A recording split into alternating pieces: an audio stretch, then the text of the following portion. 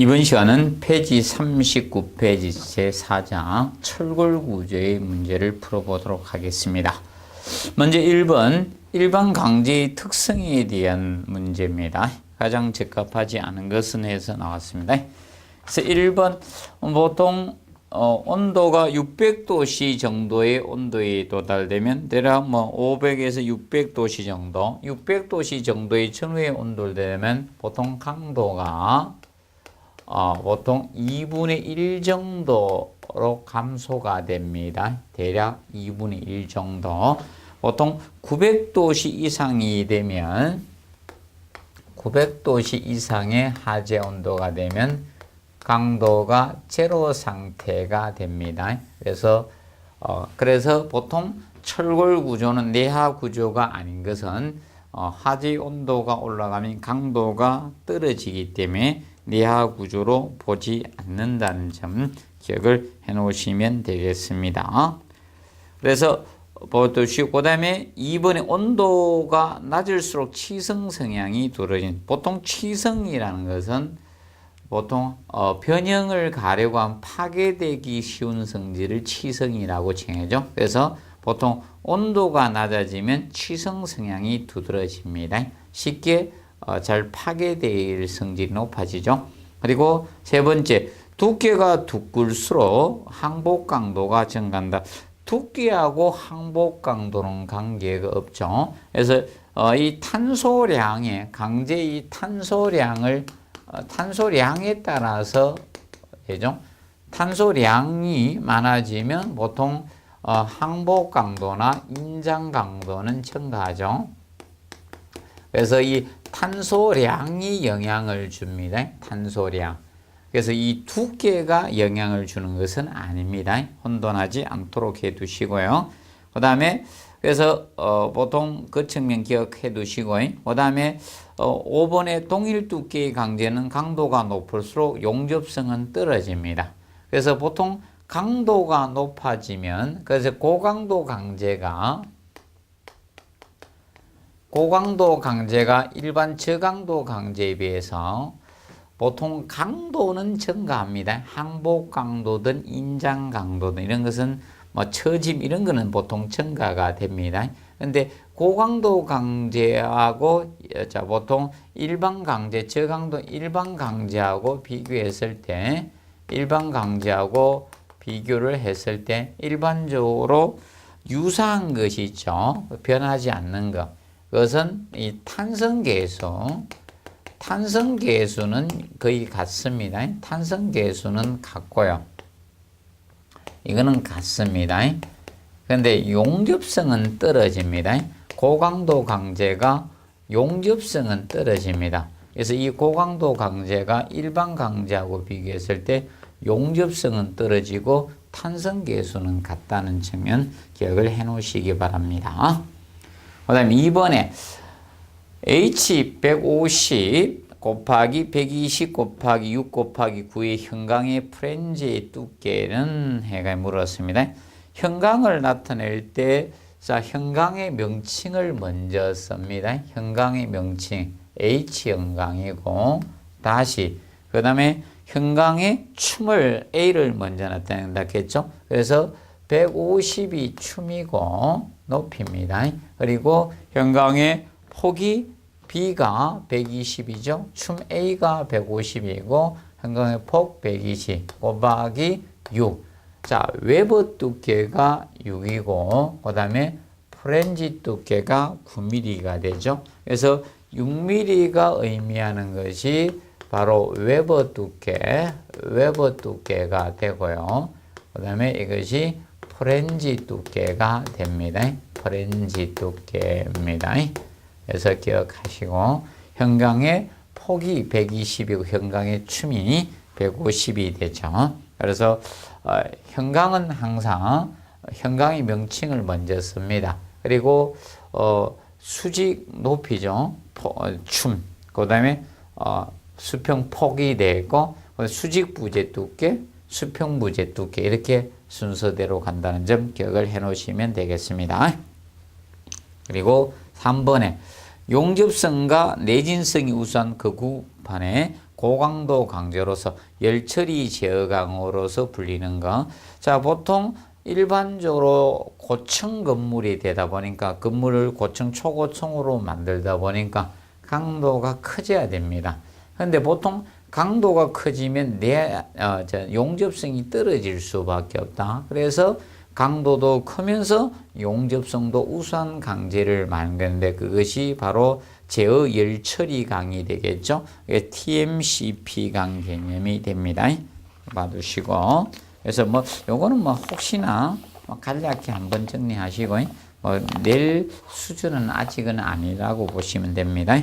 그리고 4번에 보시면 강제 SM490A에 대한 설명으로 옳지 않는 거. 강제 SM, 이 490A. 그러면 보통 우리가 알아두실 것은 이거죠. SM. 보통, SM은 강종이죠.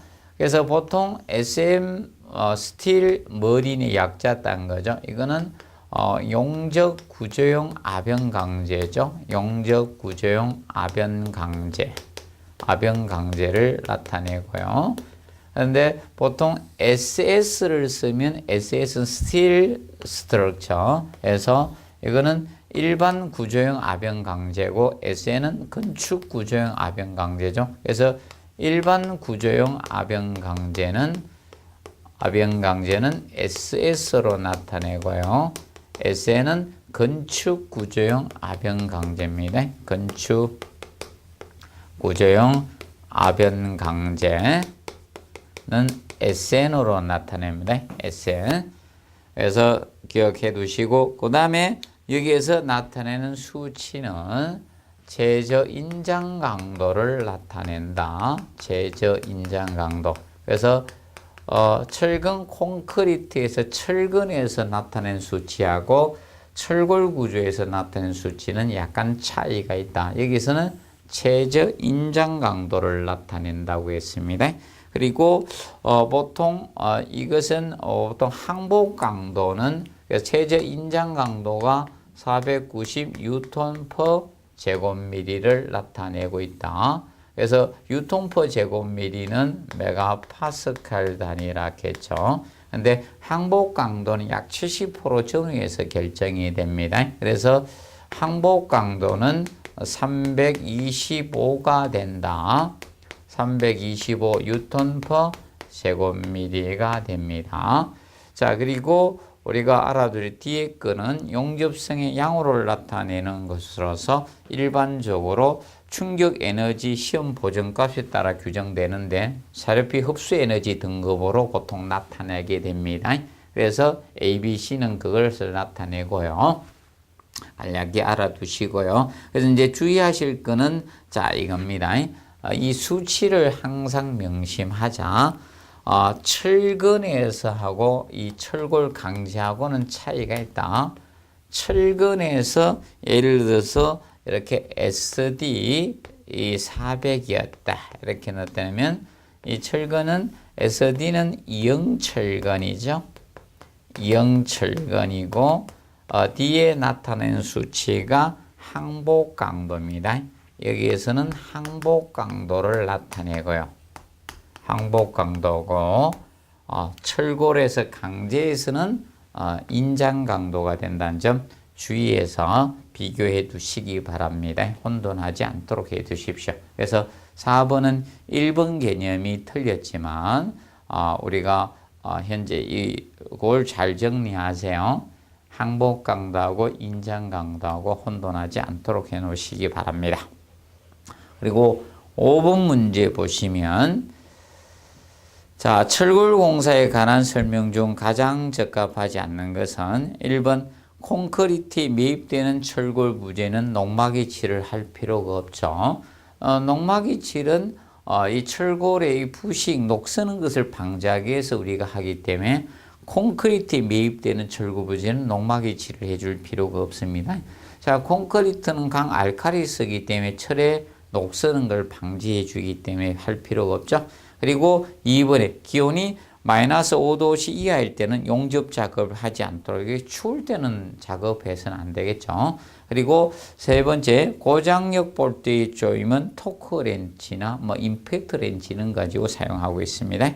그리고 네 번째, 조립에서 면 맞춤 되는 부분은 미리 농막에, 이제 면 맞춤 되는 이런 부분은 농막이 칠을 별도로 할 필요가 없겠죠. 그리고 5번에 도장 작업 시 또는 도막이 마르기 전에 눈이나 비, 강풍에 의해서 수분이나 분진 등의 도막이 부착될 우려가 있을 때 농막이 작업을 중지해 주시면 되겠습니다. 그리고 6번, 공장에서 가공 또는 조립을 완료한 철골 부재에 대해서 농막이 칠을 하여야 할 곳을 내놨습니다. 그럼 보통 조립에서 맞닿는 면, 자 쉽게 이겁니다. 공기 중에 노출되는 면은 농막이 칠을 해 주시고, 결과적으로 농막이 칠 개념이 철골의 부식, 녹쓰는 걸 방지하기 위해서 농막이 칠하죠. 그래서 맞닿거나 공기가 노출되지 않는 부분은 농막이 칠할 필요가 없습니다. 그리고 2번에 고장력 볼트에 마찰 접하면 농막이 칠할 필요 없죠. 보통 고장력 볼트 2번에 마찰 접한 면의 경우는 보통 일부러 녹을 쓸게 유도하죠. 붉은 녹이 있는 상태에서 조립 들어가거든요. 있는 상태에서 우리가 해주게 됩니다. 붉은 녹이 있는 상태에서 하는 것은 다른 목적은 아니죠. 바로 이 마찰력 증가를 위해서, 마찰력 이 증가 목적으로 붉은 녹이 있는 상태에서 우리가 해줍니다. 자, 그리고 세 번째, 콘크리트 매입되는 부분은 농막이 칠할 필요가 없지만 매입되지 않는 부분은 결국 노출 부분이 되겠죠. 그러면 이 부분은 농막이 칠을 우리가 하게 됩니다. 그리고 네 번째, 강제 표면 온도가 50도씨 이상일 때 표면 온도가 너무 높게 되면 우리가 할 필요가 없습니다. 자, 그리고 5번에 용접하는 부분이죠. 이런 부분은 용접 결함이 생길 수밖에 없죠. 그래서 농막이 칠을 하지 않습니다. 그 다음에 7번에 리벳 접합에 관한 설명으로 옳지 않는 것. 리벳 접합은 전단 접합이죠. 그래서 리벳이 전단력을 받습니다. 리벳이 전단력을 받다 보니까 리벳 내부에는 전단 응력이 발생되는 접합이 리벳 접합이 됩니다. 그래서 리벳은 과거에 많이 썼었습니다. 보통 80년도까지는 보통 이 리벳 접합을 많이 사용을 했었습니다. 그래서 그래서 리벳 하면 기억하실 것이 7번 문제 리벳 접합에서는 얘는 일단 전단 접합이라는 것을 항상 기억을 하십시오. 전단 접합이라는 측면을 기억하시고, 그래서 리벳 내부에는 그래서 전단 응력을 받습니다. 리벳 내부에는 전단 응력이 생기게 됩니다. 그리고 리벳 접합이 이 검사가 용이한 접합법이고요. 리벳 접합은 보통 현장에서 리벳을 가열해서 사용하죠. 열을 사용한다는 점 기억을 하시고, 그 다음에 소음이 크다는 것을 항상 기억을 해 두시면서 1번 리벳의 허용 내력은 리벳 직경에 대해서 산정할 수밖에 없다. 그러니까 리벳이 전단력을 받아요. 리벳이 이제 전단력을 받기 때문에 직경이 커져야지 전단력을 많이 받을 수 있죠. 그래서 리벳이 전단력을 받기 때문에 직경으로 산정을 합니다. 그리고 이번에 구조상 중요한 부재의 담보의 체계 리벳의 최소, 리벳이든 볼트든 고장력 볼트든 최소 개수는 2개 이상이 됩니다. 2개 이상으로 간다는 점 같이 기억해 놓으시고, 그 다음에 리벳 접합의 판두께의 총합, 보통 판두께의 총합을 보통 그립이라고 합니다. 판두께의 총합을 리벳으로 접합할 수 있는 총판의 두께겠죠. 이것을 그립이라고 하고, 그립은 보통 리벳이나 이런 볼트 같은 걸 썼을 때는 그립 제한이 오죠. 보통 직경에 5배 이하의 그립 제한이 옵니다. 그립 제한이 옵니다. 총판의 두께의 제한을 두고 있다. 기억하시면 된다. 리벳 직경이 20mm였다. 그러면 5배, 100mm 이하까지 접합하라 이겁니다. 그리고 네 번째, 모멘트를 받는 접합부에서 전단 리벳의 응력은 리벳군 중심으로부터 거리의 거리하고는 비례 관계의 성립이 됩니다. 그리고 자, 5번에 제축방의 리벳 중심선을 보통 게이지 라인이라고 하죠. 그래서 리베팅을 이렇게 하게 되면 부재의 리벳을 이렇게 박았습니다. 그러면 이 제축 방향의 리벳 중심선, 이것을 게이지 라인이라고 칭합니다. 제축 방향의 리벳 중심선을 게이지 라인이라고 하고, 그 다음에 자, 이 게이지 라인하고 게이지 라인의 거리를 게이지라고 하죠. 이것이 게이지 개념이 되고요. 이거는 게이지고, 이 라인은 게이지 라인이고요. 게이지 라인. 그리고 보통 이 부재의 끝부분하고 제일 외단의 리벳 중심과 요걸 연단거리라고 하고요. 이걸 연단거리라고 하고, 그 다음에 리벳 중심 간 거리, 여기서 여기까지, 요것이 피치 개념이 됩니다. 이것은 리벳 중심, 이것은 피치고요. 그 다음에 8번 문제. 자, 철골공사의 용접접합에 관한 설명으로 옳지 않는 것은 해가지고 나왔습니다. 1번에 구멍에 의한 부재 단면 결손이 없다. 자, 그래서 보통 리벳 접합이든 볼트 접합이든 고장력 볼트 접합이든 고장력 볼트, 자, 이 세 가지 접합법들은 무엇인가 하면 이거죠. 이 구멍 뚫기를 해야 돼요. 얘들은 구멍 뚫기를 해야 되기 때문에 단면 결손이 발생이 됩니다. 단면 결손이 발생이 됩니다. 그런데 얘들은 구멍을 뚫어서 리벳이나 볼트를 끼워 넣어 주셔야 됩니다. 그런데 용접접합은 구멍 뚫기를 하지 않는다는 겁니다. 그래서 단면 결손이 없다는 겁니다.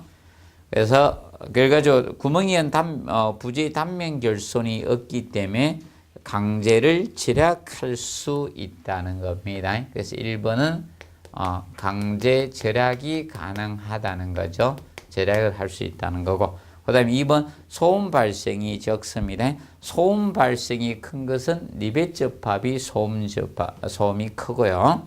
그 다음에 세 번째, 용접구의 숙련도에 따라 품질이 좌우될 수밖에 없습니다. 그래서 가장 영향을 많이 받는 것이 용접접합이고, 그 다음에 리벳 접합이 영향을 많이 받습니다. 작업공. 그 다음에 네 번째, 용접열에 의해서 부재의 변형이 생기기 쉽죠. 그리고 접합부 검사가 쉽다 해서 되죠. 접합부 검사가 쉬운 것은 리벳 접합입니다. 용접 접합은 접합부 검사가 어렵습니다. 그래서 보통 눈으로 다 볼 수 없죠. 육안 검사가 다 되지 않습니다.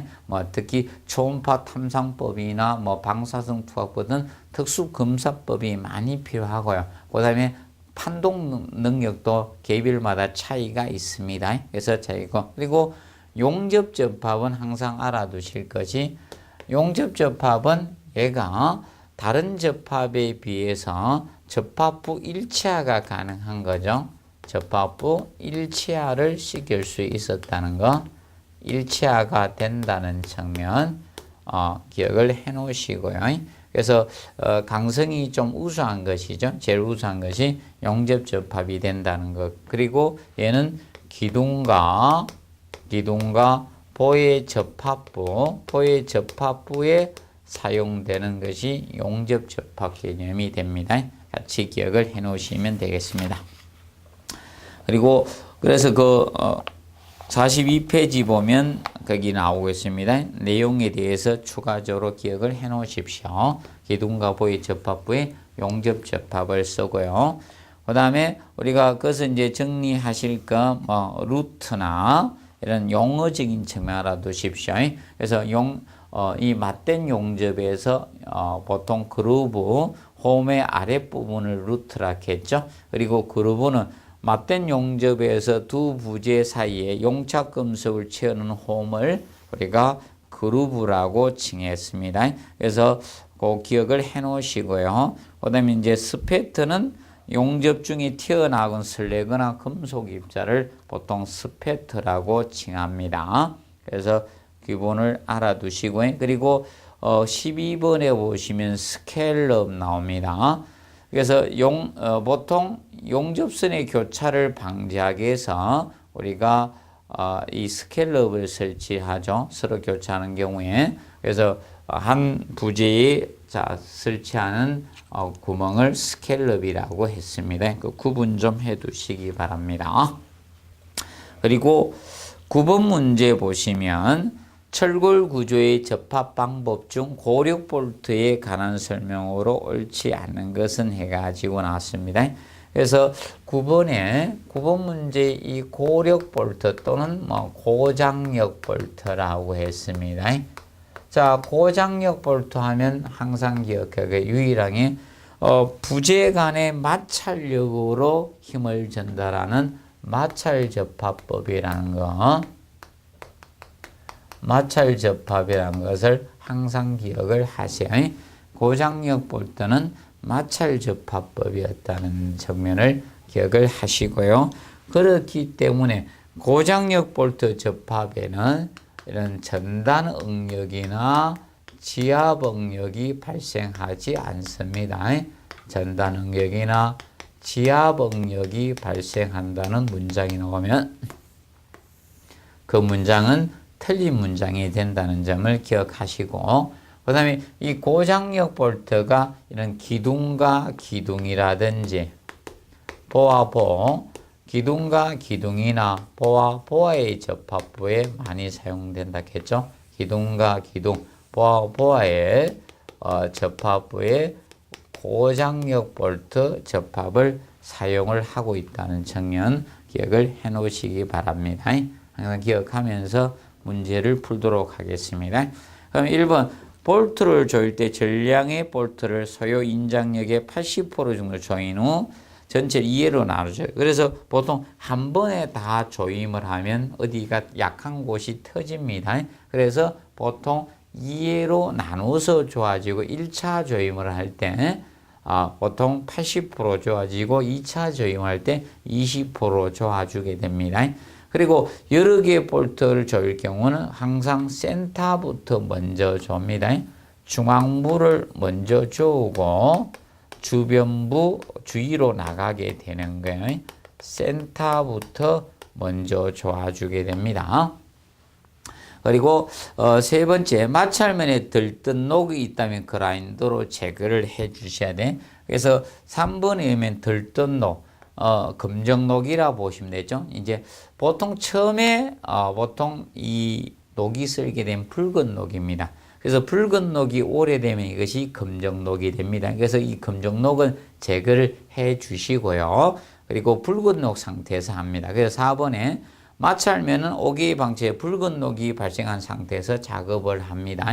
그래서 마찰면이 사실상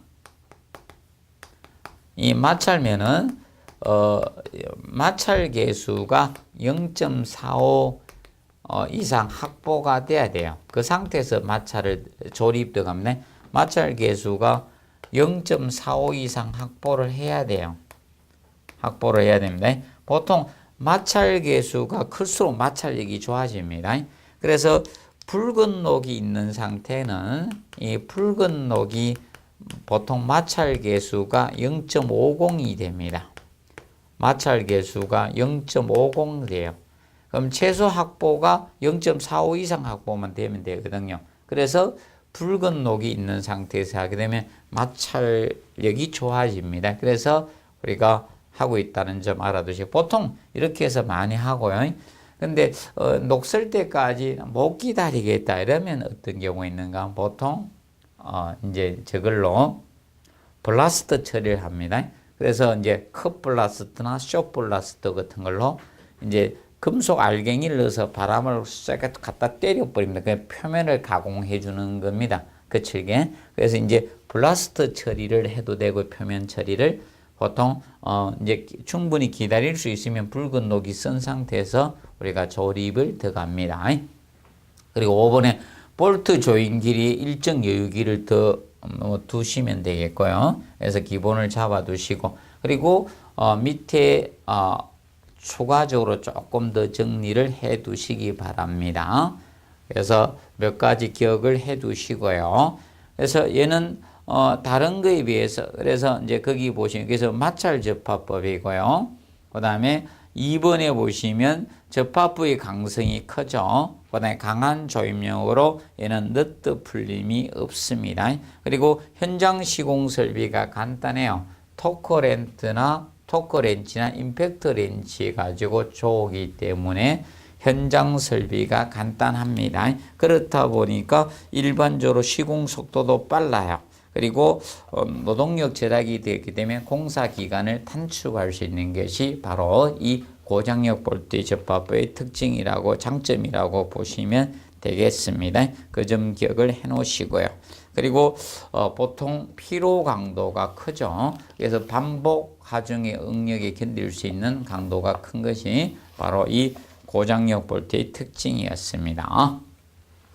그 다음에 10번 문제 보시면 이 고장력 볼트 접합의 구조적 장점에 대한 설명으로 가장 적합하지 않는 것에 나왔죠. 1번에 강한 조임력으로 너트 풀림이 생기지 않습니다. 그리고 2번 응력 집중이 적음으로 반복 응력에 대한 에서 강하다. 그래가지고 피로 강도 정도이 커질 수 있다는 거죠. 그리고 세 번째 고력 볼트의 전단 응력과 판의 지압 응력이 지배적이다 해서 틀렸습니다. 이 접합은 부재 간의 마찰력으로 힘을 전달하는 마찰 접합법입니다. 그래서 보통 고장력 볼트에는 인장 응력이 발생하고 있습니다. 그렇기 때문에 여기에 전단 응력, 지압 응력이 생기지 않습니다. 그러면 전단 응력이나 지압 응력이 발생하는 접합법은 리벳 접합과 같은 전단 접합들이 발생하는 현상이에요. 그래서 그 부재의 전단 응력이나 판의 지압 응력이 발생하는 거, 지압 응력은 이것은 전단 접합법에서 발생하는 거예요. 전단 접합에서. 전단 접합의 경우 이 응력들이 발생을 합니다. 그거하고 혼돈하지 않도록 우리가 해주시면 되겠습니다. 그리고 11번에 보시면 각종 접합의 응력 부담에 관한 설명으로 옳지 않는 것은 해가지고 나왔습니다. 각종 접합의 응력 부담. 각종 접합의 응력 부담에서는 가장 강한 접합법이 용접 접합법이 됩니다. 용접 접합이고요. 그리고 고장력 볼트, 고력 볼트라고 칭하죠. 이 고장력 볼트 접합법하고 그 다음에 일반적으로 리벳 접합은 동격으로 봅니다. 동격으로 보고 그리고 볼트 접합이 가장 취약합니다. 1번 볼트 접합이. 그래서 이것이 평용일 때는 전체를 다 했다. 그러면 가장 강한 용접 접합이 다 부담하시면 된다. 자, 그러면 근데 주의할 것이 고장력 볼트하고 리벳 접합은 동격으로 봅니다. 그래서 그럼 두 개를 평용하게 되면 각각 허용력을 부담해 주시면 되겠습니다. 그런데 우리가 강한 거와 약한 것의 접합법이 병용할 때는 강한 것이 전부 부담하는 걸로 설계해 주시면 됩니다. 근데 원래 용접하고 볼트는 원칙상 시방서상 병용을 허용하지 않는 게 원칙이지만 부득이할 때는 병용할 수밖에 없습니다. 그럴 때는 용접이 다 부담하면 되는데 그런데 고장력 볼트를 먼저 체결해 놓고 용접을 했을 때는 그때는 각각 허용 응력을 부담해 주시면 되겠습니다. 그래서 1번에 리벳과 고력 볼트의 병용시입니다. 그러면 리벳하고 고력 볼트가 병용했어요. 그러면 각각 부담하면 되겠죠? 허용력 부담하시면 됩니다. 근데 2번에 리벳과 볼트의 병용입니다. 그러면 강한 리벳 접합이 모든 것을 부담해 주시면 되겠습니다. 근데 3번에 리벳과 용접의 병용식입니다. 리벳하고 용접 병용이다. 그러면 용접이 다 부담해 주면 되겠죠. 근데 용접과 고력 볼트를 병용했습니다. 고장력 볼트. 그랬을 때는 용접이 전부 허용력 각각이라 해서 4번은 틀렸고요. 그 다음에 4번에 5번에 고력 볼트를 먼저 체결하고 나서 용접을 하게 되면 각각 우리가 부담을 해 주시면 되겠습니다. 기억하시고 그 다음에 12번 문제. 자, 12번 용접입니다. 용접. 자, 용접에 관한 기술 중 옳지 않는 것에 대해서 나죠. 1번에 뒷댐제. 자, 맞대기 용접 한 면에 실시하는 경우, 자, 이 맞댄 용접을 할 때, 자, 이 맞댄 용접을 우리가 하게 되면 보통 홈을 만들어서 그루브를 설치해서 이렇게 하게 됩니다. 자, 뒷댐제는 이 개념이었죠.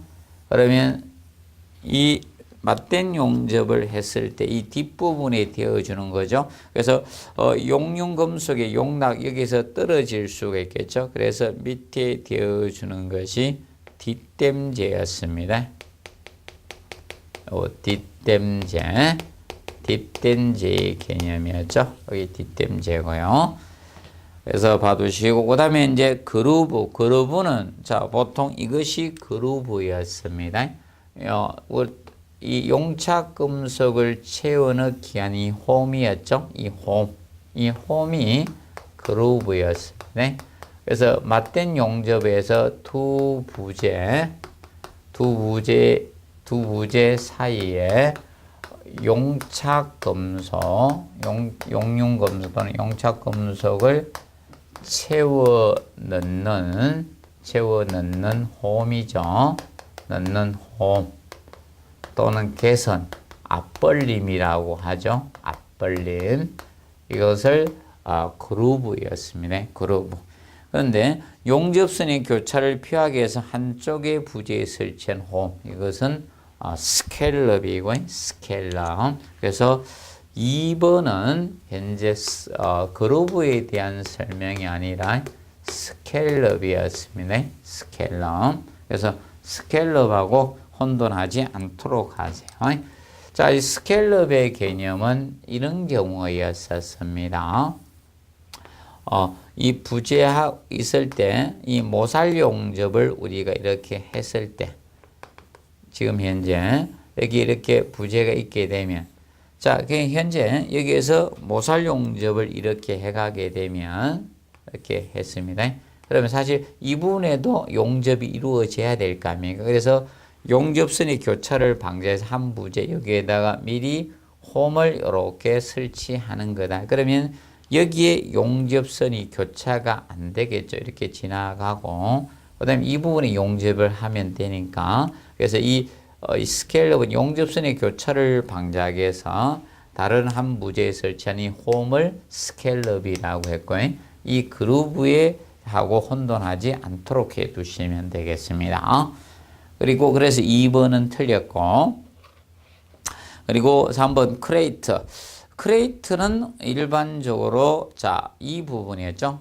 보통 이 용접끼리의 끝부분이었습니다. 용접끼리의 끝부분에 오목하게 파지는 거죠. 그래서 가정에 보통 하는 게 크레이트입니다. 용접시 용융자가 그대로 응고되어서 움푹 파인 부분을 말이죠. 그래서 움푹 파이는데 어디가 움푹 파이는가 하면 용접끼리의 끝부분, 여기가 움푹 파입니다. 이 부분이 이렇게 움푹 파이는데 그 생긴 모양 때문에 크레이트라고 칭했습니다. 예. 그래서 이 크레이트 간단히 알아두시고요. 그 다음에 4번의 가용접에 대해서 해놨죠. 가용접. 본용접의 전에 용접되는 부재를 정해진 위치에 잠정적으로 유지하기 위해서 비교적 짧은 길이로 된 용접을 가용접이라고 본용접에 앞서서 해주는 것이 가용접이라 하고, 그 다음에 5번에 메탈 터치에 대해서 해놨죠. 자, 기둥 이음부에 인장응력이 발생하지 않고 이음 부분면에 절삭 가공을 사용해서 마감하고 충분히 밀착시킨 이음을 메탈 터치라고 합니다. 그래서 그거는 배우지 않은 건데 한번 정리를 해 놓으십시오. 그리고 우리가 그루브하고 스캘럽하고는 꼭 주의해서 정리를 해 두시고, 그 다음에 이것이 그루브였고 요 밑부분을 루트라 했죠. 루트는 그루브의 아랫부분을 루트라고 칭했습니다. 그래서 이때 이 용접을 하게 됐을 때 이때 이 두께, 이것을 목두께라고 칭한다. 이것을 유효 목두께. 목두께는 일반적으로 이 판두께하고 이 판두께가 동일하면 판두께, 모재 두께가 목두께가 됩니다. 근데 여기 두께하고 여기 판두께가 다를 때 여기는 12mm였고 그래서 여기는 10mm였다. 그러면 목두께는 얇은 판두께인 10mm를 기준으로 잡습니다. 두께가 다를 때는. 그리고 이때 보강살붙임 여분을 두었죠. 여분을 우리가 두게 되는데 이때 보강살붙임이었습니다. 보강살붙임. 간략히 알아두시기 바랍니다. 정리를 해 두시고요. 이때 이 각도, 이것을 홈의 각도라, 개성각도, 홈의 각도로 보는데, 홈의 각도는 45도에서 60도 사이로 해줍니다. 이거는 보통 이 루트 간격이 틈새 간격, 두 부재 사이 간격을 루트 간격이라고 하는데, 루트 간격에 따라서 홈의 각도는 차이가 발생이 된다는 측면 기억을 해 놓으시면 되겠습니다. 그리고 이 3번에 이 크레이트를 방작해서 나중에 여기에다가 엔드 탭을, 자, 용접의 시작점과 종료점에 엔드 탭을 설치해서 우리가 크레이트를 방지해 주고 있다는 것 같이 기억을 해 놓으시기 바랍니다. 그래서 이번 시간은 12번까지 마무리하고 다음 시간에 13번부터 마지막 문제까지 철거구조 정리하도록 하겠습니다. 이번 시간은 여기에서 마무리하도록 하겠습니다. 수고하셨습니다.